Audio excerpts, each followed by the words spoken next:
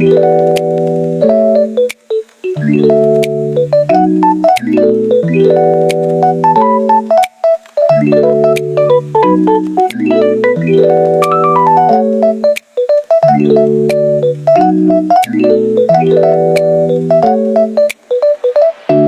1. Pemaparan materi, laki-laki dan feminisme. Apa itu feminisme? Feminisme adalah gerakan dan perspektif yang memperjuangkan kesetaraan hak, kesempatan, dan perlakuan antara perempuan dan laki-laki dalam berbagai aspek kehidupan sosial, ekonomi, budaya, dan politik.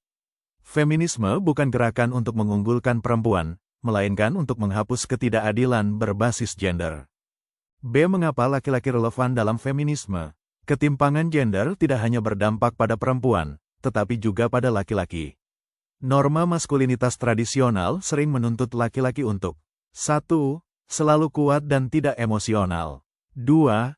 Menjadi pencari nafkah utama. 3. Menghindari peran domestik.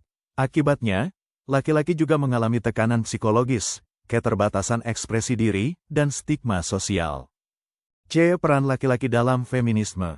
Laki-laki dalam feminisme berperan sebagai 1. Sekutu, ahli, mendukung kesetaraan tanpa mendominasi narasi.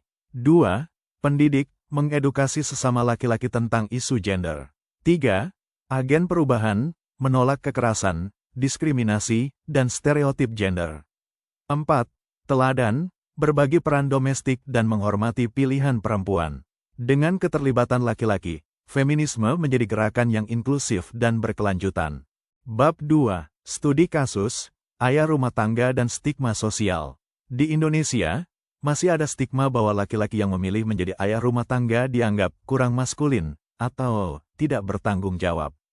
Padahal, dalam beberapa keluarga, keputusan ini diambil secara rasional, misalnya karena istri memiliki penghasilan lebih stabil. Fakta kasus. 1. Seorang ayah memilih mengurus anak dan pekerjaan rumah. 2. Istri menjadi pencari nafkah utama. 3. Lingkungan sekitar memberi label negatif. 4. Anak justru tumbuh dengan perhatian emosional yang baik. Kasus ini menunjukkan bahwa pembagian peran berbasis kesepakatan seringkali bertabrakan dengan norma gender tradisional. Bab 3. Analisis kasus. Analisis sosial. Stigma terhadap ayah rumah tangga muncul karena konstruksi sosial yang mengaitkan nilai laki-laki dengan produktivitas ekonomi. Feminisme menantang konstruksi ini dengan menekankan bahwa nilai seseorang tidak ditentukan oleh gender atau peran tradisional. Analisis gender. Feminisme membantu laki-laki untuk 1. Bebas memilih peran tanpa takut stigma. 2. Menjalin hubungan yang setara dengan pasangan. 3. Mengembangkan kecerdasan emosional. Dalam kasus ini, feminisme justru membebaskan laki-laki, bukan merugikan. Analisis feminisme terhadap kasus. Dalam perspektif feminisme, masalah utama pada kasus ini bukan pada individu, melainkan pada norma sosial yang timpang. Pembagian peran domestik dianggap sebagai kodrat perempuan, sementara laki-laki hanya dinilai dari peran publik dan ekonomi. Feminisme memandang bahwa 1. Kerja domestik adalah kerja bernilai, bukan bantuan atau pekerjaan rendahan. 2. Pengasuhan anak adalah tanggung jawab bersama, bukan hanya ibu. 3. Laki-laki yang terlibat dalam peran domestik justru sedang melawan ketidakadilan struktural. Dengan mendukung feminisme, laki-laki dapat menjadi agen perubahan dalam keluarga, mengurangi beban ganda perempuan, membangun relasi yang lebih adil dan sehat, menciptakan lingkungan sosial yang lebih manusiawi. Artinya, feminisme bukan ancaman bagi laki-laki, melainkan alat pembebasan bersama. Implikasi. Jika laki-laki terlibat aktif dalam feminisme, beban ganda perempuan berkurang, relasi keluarga lebih adil, anak belajar kesetaraan sejak dini, masyarakat lebih inklusif. Kesimpulan, laki-laki dan feminisme bukanlah dua konsep yang saling bertentangan, melainkan memiliki keterkaitan yang erat dalam upaya mewujudkan keadilan gender secara menyeluruh. Feminisme pada dasarnya merupakan gerakan sosial dan intelektual yang bertujuan menghapus ketidakadilan berbasis gender, dan tujuan ini tidak hanya relevan bagi perempuan, tetapi juga bagi laki-laki sebagai bagian dari struktur sosial yang sama. Dalam konteks ini, keterlibatan laki-laki dalam feminisme bukanlah bentuk pengkhianatan terhadap identitas maskulinitas, melainkan refleksi kesadaran kritis terhadap sistem patriarki yang merugikan semua pihak.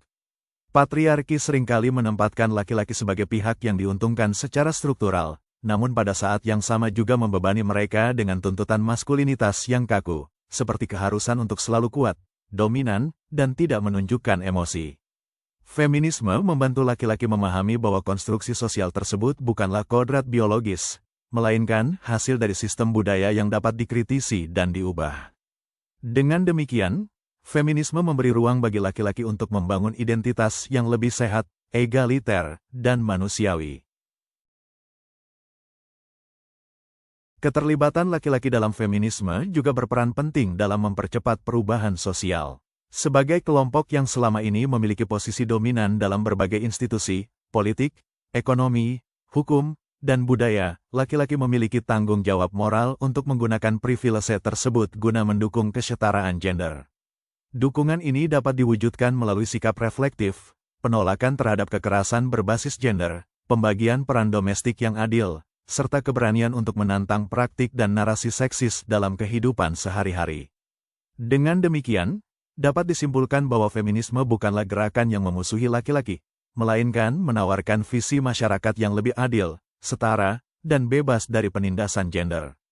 Keterlibatan laki-laki dalam feminisme menjadi langkah strategis dan etis dalam membangun relasi sosial yang lebih setara, sekaligus membuka kemungkinan terciptanya masa depan yang lebih inklusif bagi seluruh manusia, tanpa terkecuali.